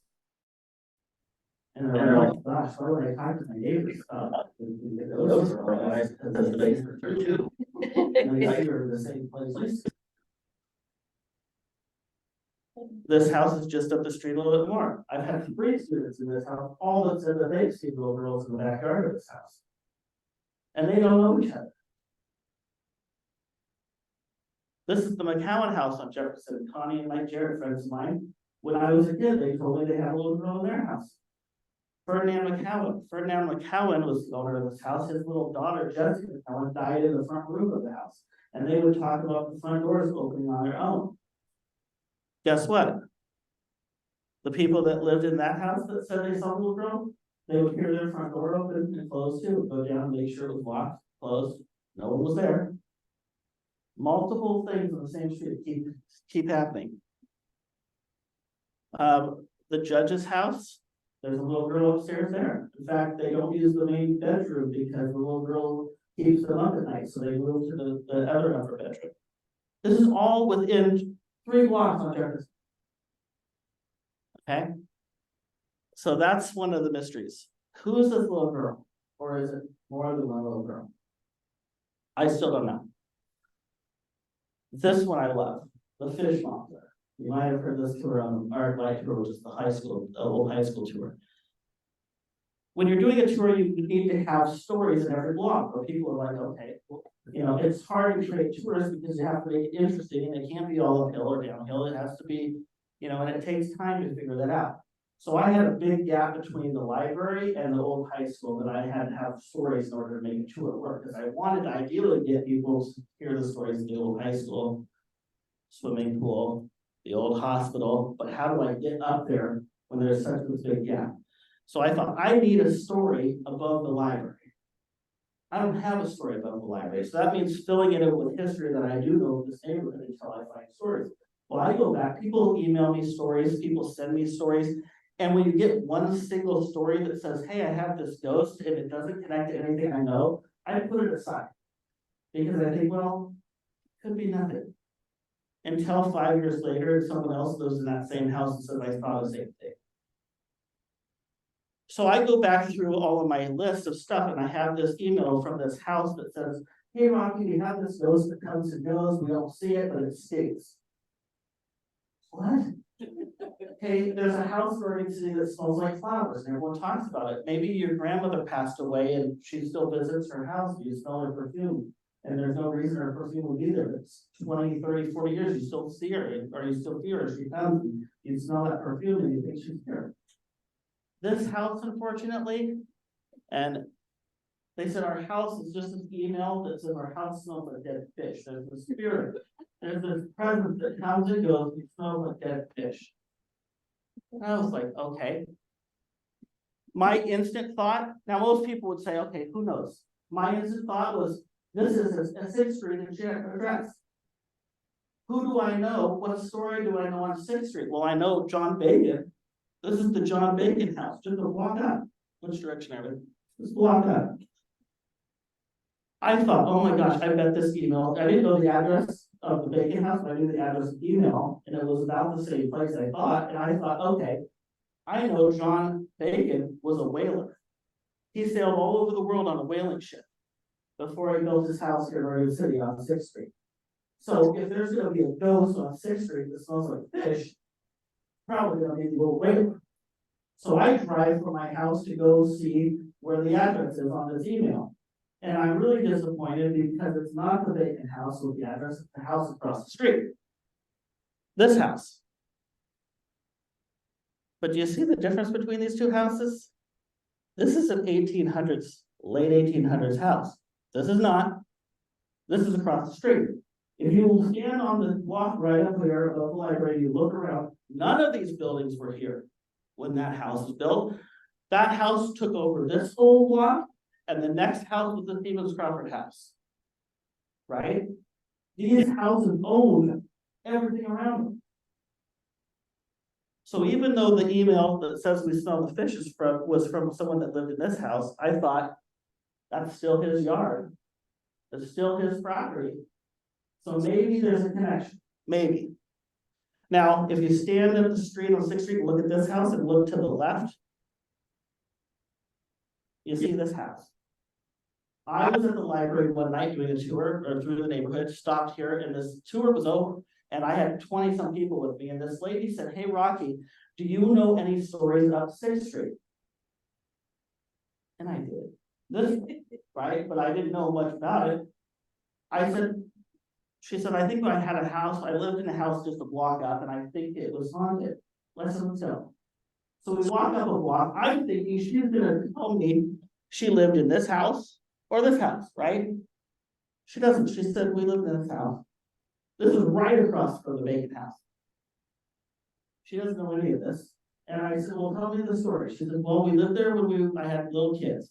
And I don't know, I can't make a judgment on this mom because I'm not a mom or a dad, really. But This mom said my kids, when they go to sleep at night, they would say, "Mommy, there's a little girl in our room." Or, no, sorry, we're on to another story. "Mommy, there's this man in our room."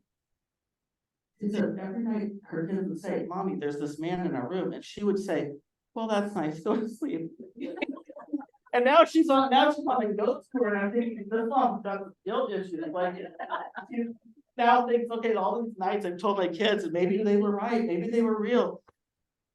So I said, "Well, did your kids ever tell you what this man looked like?" And she said, "Yeah, they said he looked like a pirate." And I thought, oh my God. This house is right across the street, clearly also wasn't there when Bacon built his house. And if you ask a little kid, if you showed a kid a picture of a late 1800s whaler, they're going to tell you it's a pirate. I thought, oh my gosh, this is interesting now. But I still didn't add it to the tour. I walked up this house, I walked up the street the next year. This is years going by, okay? I walk up the street. I stopped here with a tour group and I talked about the history of this house. A man comes out of this house. He says, "Hey, what are you guys doing?" I said, "I'm taking people on a tour of history," I think I said. He said, "Well, this is the John Bacon house." I said, "I know." He said he was a whaler. I said, "I know. I know." He was the great grandson of John Bacon. That was cool. And he said, inside the house, above the mantle, is a model of the ship. Now, this is the sad part. This was before the pandemic. He was the last of his family. He said the house is too big. I don't think I'm going to be able to keep it. I don't think I'm going to be able to say, take care of it. And these since had to move. So I don't know what happened with that or the vote of that story. But now I thought, this is interesting. This is really interesting. So I started doing this on my tour. And one night I stopped at this house to tell the story. And I just started getting the story told when I have kids in the yard saying, "Rocky, Rocky, hi, he's my teacher." I said, "You live here?" "Yeah, we live here." I said, "Oh, do you have any ghost stories?" And this student of mine said, "Yeah, there's a man upstairs." I said, "I know." That's how this happens. 30 years of this, 20 years of this, okay? So then, 2018, I'm campaigning for the city commission. I'm at school. I had friends going door to door in this neighborhood. One of my friends goes door to door at a house on 5th Street. I don't know this is happening. I'm just at school and I get a text message on my phone from a phone number I had never seen before. And I hadn't told this story very much, so it was before the tourists added this. The text message said, "Do you know who the fishmonger is?" Now that's the name that was in that first email. We have a fishmonger who smells like fish. And this text says, "Do you know who the fishmonger is?" It gave me the creeps. Because I was like, who sent this? Because no one knows who the fishmonger is. Well, it turns out one of my friends had knocked on one of the neighbors' houses and said, "Oh, we're campaigning for Rocky," or whatever. And they said, "Well, is he the one that does the ghost tours?" "Oh yeah, he does the ghost tours." And the guy at the house said, "Hey, ask if he knows who the fishmonger is." And so my friend said, "Well, here's his number, text it." And that's what happened. So I talked to this guy, I said, "Well, that's a legend in this neighborhood. People say at night they see this man, a fisherman, a man in black and raincoats, whatever, like an old fisherman on the corner in this neighborhood." That's why I love this. It's so cool. Flowers on Washington. This is the Babcock House on Washington Street, which was also featured in the Ghost Stories of Oregon book under a special sneaky name, the Camellia House. But if you read the story in the Ghost Stories of Oregon book, it talks about Hattie Babcock. Well, guess what? That's her house.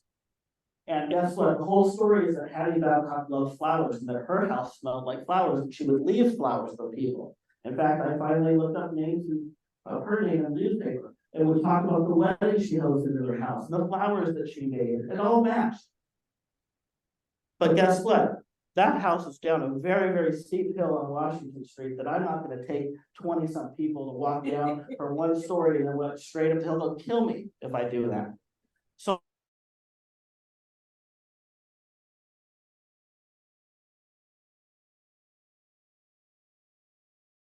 I was walking up Washington Street and I stopped at the corner of 3rd and Washington at this house. It didn't look like that, but there was stuff that's sitting in the sidewalk. A clump of flowers like this, just sitting perfectly in the sidewalk.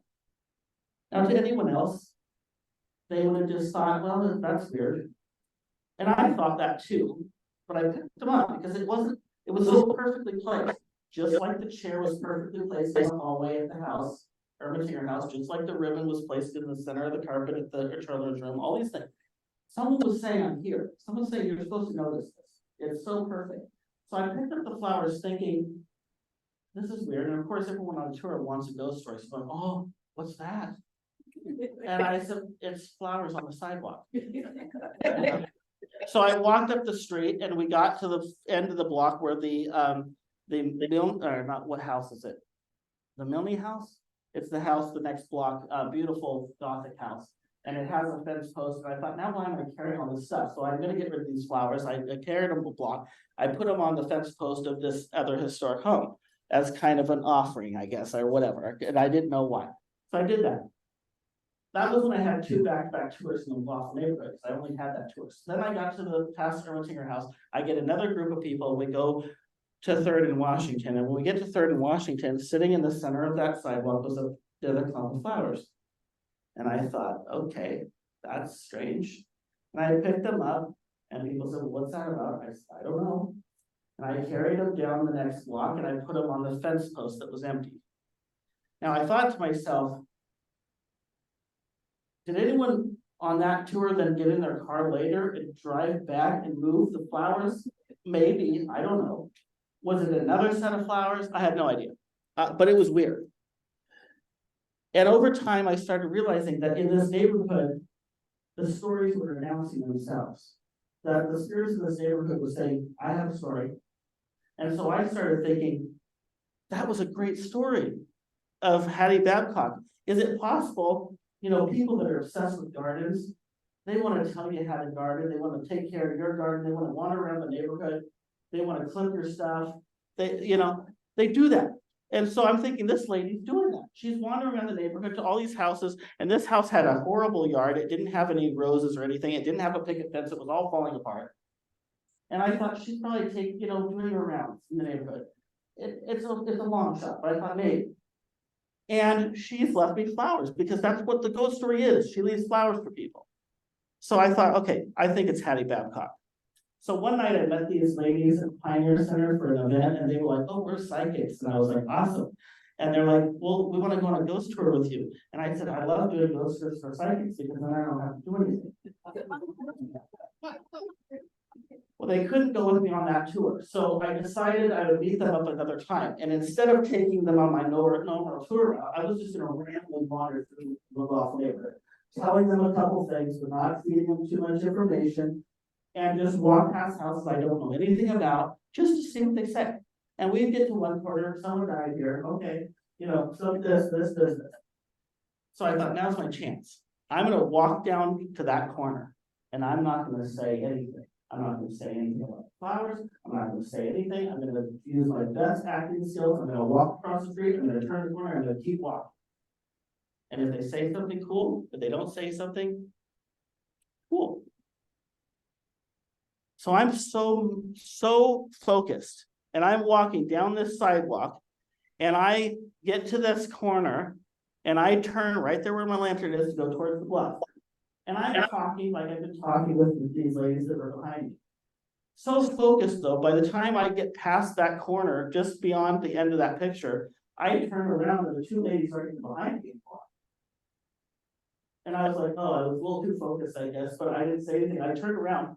They were standing across the street from that corner, right there on Washington Street. And I thought, they hadn't even crossed the street with me. And now I'm standing in the opposite corner looking at them, standing there, and they said, Rocky, and I said, what? I said, what are you doing? They said, Rocky, there's a woman. There's a woman standing on this corner. Now I thought, in my mind, Hattie Babcock. But I didn't say anything. I just said, oh, really? And they said, yeah, there's this woman, and they described her. And the description, in my mind, Hattie Babcock. I didn't say anything. And they still said, yeah, there's a woman standing here. And then they said that, they said, Rocky, she says that she's given me something. And I said, yes. And I opened up my book.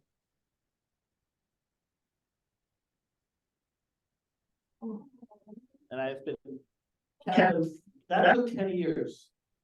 Now, I don't know if that's true, but it makes sense.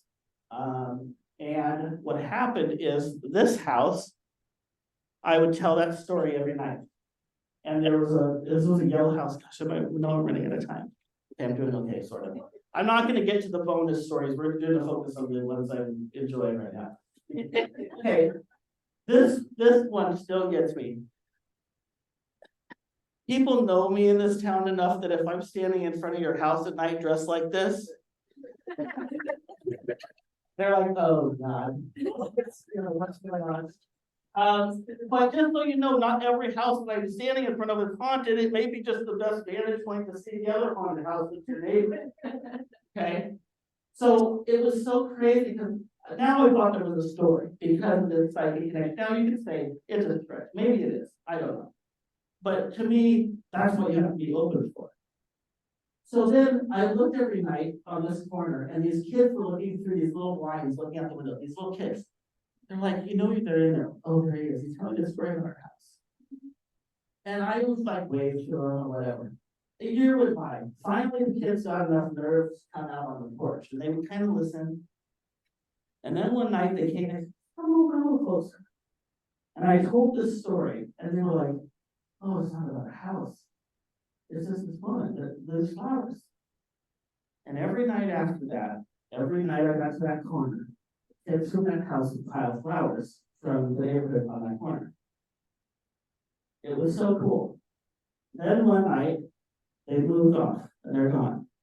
And another woman moved into the house, who renovated the yard, put in a beautiful garden, put in a white picket fence, and I only saw her late at night when she'd be coming back from home or leaving.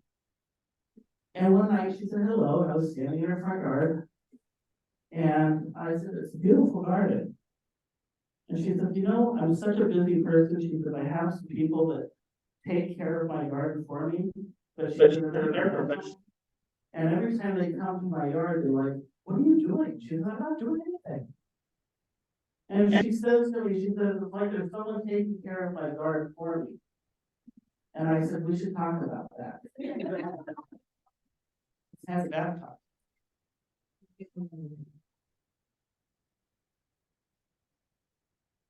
There's the flowers. So I keep those, well, I don't keep them with me anymore. I carried them for about a decade in this book until I got that person to say, she's giving me something.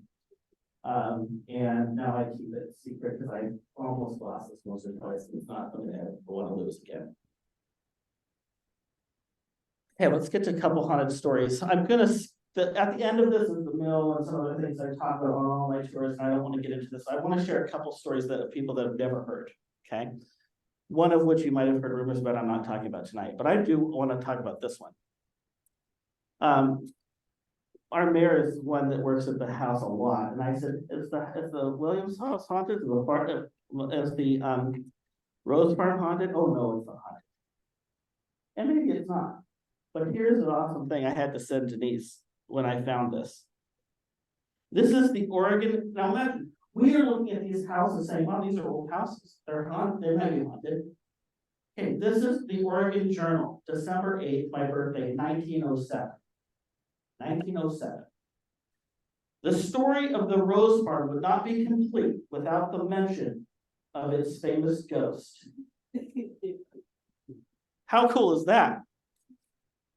Now here's a picture I took last night. The story of the Rose Park would not be complete without the mention of its famous ghost, the Gray Lady, as she is called, who appears before the members of the family whenever sickness or trouble or death is about to come to any one of them. The Gray Lady haunts the driveway, the wide lane flanked on either side by tall, imposing-looking trees. She springs up suddenly from the ground, as it were, stands there for a moment in the pathway, and then immediately disappears. But she is very gentle, harmless ghost, and the sisters are rather proud of her than otherwise. It isn't every house that can afford the luxury of a real live ghost, especially in the Northwest country. How cool is that? I love that story. I just have a hard time getting people to walk all the way up to Home Slave on a McLoughlin tour. All right, couple little things. The bluff, yeah, it's haunted. The mill, the tunnel, yeah, it's haunted. Okay, the mill site, which will soon be Tumwada Village. I shouldn't have said soon. Sooner than we thought. So here's some pictures of the mill. I'll answer some questions about this maybe, but I want to give some time for questions. Anyway, what you saw tonight is just a little piece of the history that I know about this town. I want to do some little plugs for some advertisements. I'm doing tours all the way through Halloween. I think next weekend is sold out. Halloween weekend, I still have openings Halloween night. I'll be doing tours all throughout October. Then I take a little bit of a break. Harvest Festival is coming up this Saturday. We're having a big event downtown. I'm gonna have an open house at my shop downtown, Portland Ghostbusters, all sorts of cool fun stuff, tarot readings. I'm doing Main Street Trick or Treat is on Halloween night, and then followed by my Halloween Ghost Tour, which is a 2.5-hour tour through the McLoughlin neighborhood, which is the only place to go on Halloween night. The tour includes trick or treating at some of these local haunted houses, going to the Madison Street Cemetery, which is a pop-up cemetery in this neighborhood. It's amazing, and treats afterwards. I'll be in Port Gamble, Washington for the Port Gamble Ghost Conference in November on Veterans Weekend. Speaking there, I'll be talking about how to heal haunted history. And then my Christmas Ghost Tour is December, the 2 weekends before Christmas. Dr. Barkley, born on Christmas Day. Dr. McLoughlin becomes a Catholic Christmas Eve. The city is founded Christmas Eve. The city is founded the same year the Christmas Carol was written. And Christmas is when we tell ghost stories. So it is Oregon City history, ghost stories mixed with the Christmas Carol. I've been doing this tour about 3 years. It'll sell out too. It's a smaller tour, 1.5 hours, finished with cookies, coffee, hot chocolate, and just hanging out downtown. So, tickets are for that. And then in March is the Oregon Ghost Conference Seaside, where I'll be doing all of my big events at Seaside, tours with all Seaside. If you've never heard of the Oregon Ghost Conference, it's the biggest paranormal convention on the West Coast that started just across the street in the Pioneer Center 11 years ago. So there you go. I'll take a couple questions. Because we still have, I don't know, maybe 10 minutes or something until Greg takes me out. Is there a place online that we can find all these dates and events? Yeah, all of it's on my website. So hauntedoregoncity.com or Facebook, I have all of it. Yeah. Thank you. All right. Yeah. Heard about the Natural Health Works building, that's like kind of. On Main Street. You know, if you go to Singer Hill Coffee. Okay, hold on. Singer Hill. Okay, is it on the? But you keep going down the street, not 7th, but whatever. Oh, yes. And on the right-hand side. Yeah. Okay, so it's the house across from St. John's Church? No, like if you're going to Singer Hill, like you just go out the front door here Okay. of the building, and then you just turn, like you're going to Singer Hill, but instead of stopping there, you keep going down the street. It's yeah, that's it, that building. Oh, okay. I don't know what building it is. The Natural Health Works building. We'll have to chat in a minute. Yeah. I may. Okay, take a run out. I immediately thought of another building because. Oh, I know that building, yes. I don't know stories there. So when they renovated it for like, during the renovation and for a little while afterward, people would see a woman standing at the top of the stairs. And I actually was getting an acupuncture treatment there at one point, and I kind of got freaked out all at once because I swore someone was in the room with me, and apparently that was right next to where she would stand. Okay. I haven't heard that, but anyone that does know that, and writes it down or let me know, because I'd love to know that. So what the house I was thinking about, right across from St. John's Church is another little house that's abandoned, or well, not abandoned, but it's been an office and kind of medical use all the time, and there's a man that sits in the lobby that everyone sees dressed like this, for years. So yeah, I mean, literally every block in this neighborhood has a story, but anyone that knows about that, or if you jot something down, I would love to keep track of this in case in the future someone. All right, yeah. I don't know if I'm gonna pronounce it correctly, but is that? Can you, Mom? Yeah, and we won't talk about it.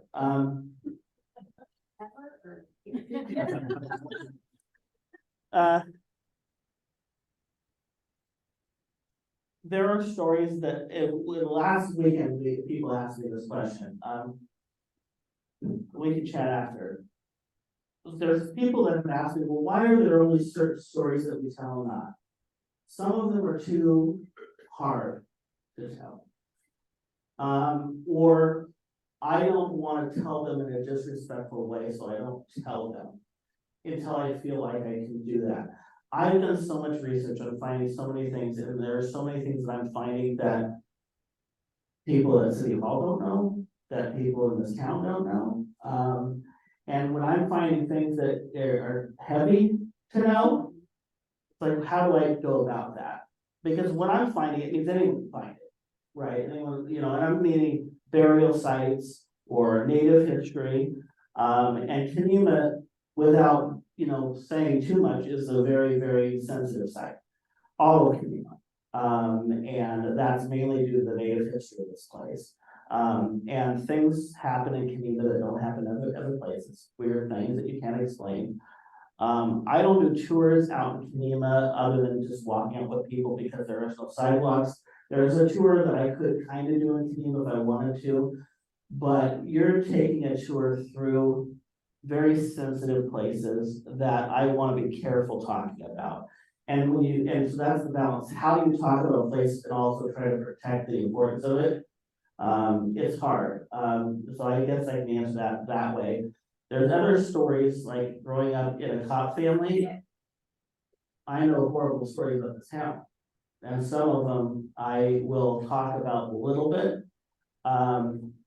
But time has to pass enough to talk about. And some of them, and by the way, you know how I didn't finalize the upstairs of the Ermatinger house. But what happened, something happened in the upstairs of the Hedges house. That is the same place. And the upstairs of the Hedges house was the Oregon City Police Department, which came full circle in my story, and the fact that I was now working in a haunted house that shared the same place as the police station. I think both were haunted. I don't go into the details of it, but the house was torn down for a reason, and placing the oldest house in the city on top of it erases any evidence that anything ever happened in that other house. But it's still too much to talk about. And I do talk about it a little bit, but I'm also, it's connected to my life and growing up knowing some of that stuff. Yeah. Have you heard of the Bel-Air house? Where is that at? Ohio. Okay. Is it a well-known haunted place? Yes. And do you used to live there or been to it? Just, I've heard of it and seen videos of it. That's supposedly. Bel-Air house. I'll have to look it up. House in Ohio. Okay, cool. Location. You went through it or? I'll explain a book about it. Oh, okay. Yes, Do you know anything about the old post office, the Abernathy Center now? yes. Yeah. I work there. I know these stories about it. Okay, so, let's chat. I know a little bit, I briefly mentioned the Abernathy Center on my tour. I tell a long story about the spending the night with my dad on the corner of Abernathy or Washington Street in the 1996 flood. And I talk about the fact that the floods in this town come every 30 years, almost exactly. So do the math. Going back in the history of this place, 30 years is about enough time to forget, about enough time to rebuild everything, and it comes again. And people like our former mayor, Ian Fowler, I've talked about this because some of that area is coming back, right? In Abernathy Center, I mean, it's all gonna be underwater. And it could be in the next decade. And so the problem that the problem that I've had with that area, by the way, Abernathy Center, all the way out to the end of the Oregon Trail, that is not Oregon City. Well, it is, but it's called Greenpoint. That's the town of Greenpoint. Okay, so if you go down there, that's why the Green Key is called the Green Key. Abernathy Green, the Abernathy Bridge Green, right? The painted green. It's all tied to the history of Greenpoint. Greenpoint was an old fishing town. It was, before the highway was built in 213, that was a floodplain that all the water came. There was a big pond out there. The Greenpoint area was used for growing hops. It was a Chinese garden. It was a Chinese laborers, Chinese families lived there. It was a Chinese village. That's another piece of history Oregon City doesn't know. So the Abernathy Center, I talked a lot about on this new Oregon Trail tour, which I keep calling the Oregon Trail tour. It's really a native history kind of tour. We talk about the Cayuse, we talk about the Hackett House, and we talk about my experiences at the end of the Oregon Trail and what things in this town the floods have chosen to destroy, and what buildings this town has, what buildings in history has the floods protected. Now think about that. Natural events tied into the native history of this place, and you think about which buildings in this town have been destroyed and which ones have been saved. McLoughlin House survived 2 floods. It survived an addition of a hotel that was washed away in a flood and left a single house still there. McLoughlin was tied in with the native history of this place. Abernathy took the land. He wasn't, well respected by a lot of people. His house, his store was wiped off the map. His tree even at the highway died in a thunderstorm that was killed and cut off.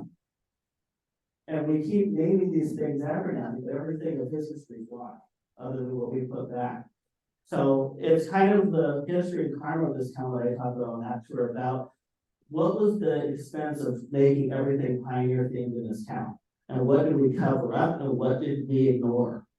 And that's what's happening now, because the city's having to work with the tribes, all of the tribes, because of the Grand Ron's ownership of the mill site, because of the work that we're doing with the Cayuse. I can talk all night about this, but within a year, we will have a monument in Oregon City for the Cayuse that 4 past mayors have promised to work on. We're getting very close. It's been approved by multiple tribes. It's been approved by the Historic Review Board. It's been approved by the commission. Construction can start in the next few months. And it's sad because some of the Cayuse, some of the Umatilla tribe, one of the gentlemen who had been really adamant about this happening for the last 3, 4, 5 decades just passed away at age 90. And so this is very, very important to us. And so we're working really hard to get it done. All right. One more, I'll stay outside for more questions. I know they're gonna want to take me out of here and get it, but yeah, go ahead. Your research, when you see the databases, how do you guess these stories? Simple answer is accident. Simple answer is accident.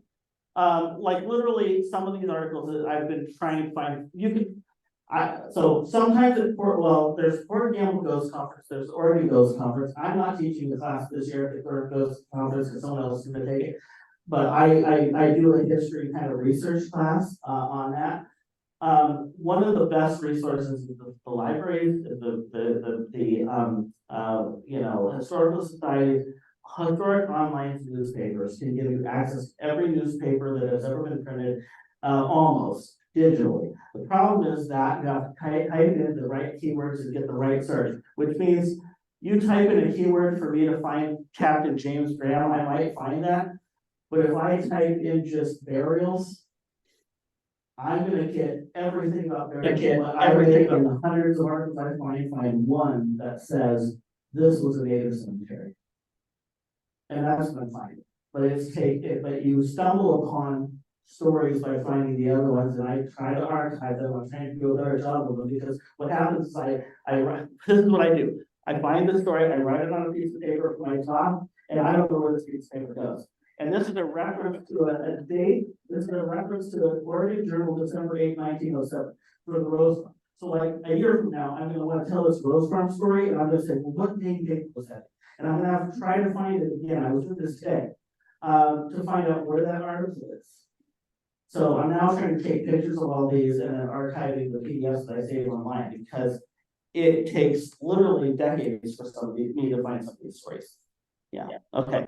All right, let's go. Let's pack up all, stay outside the park if you want to pack up.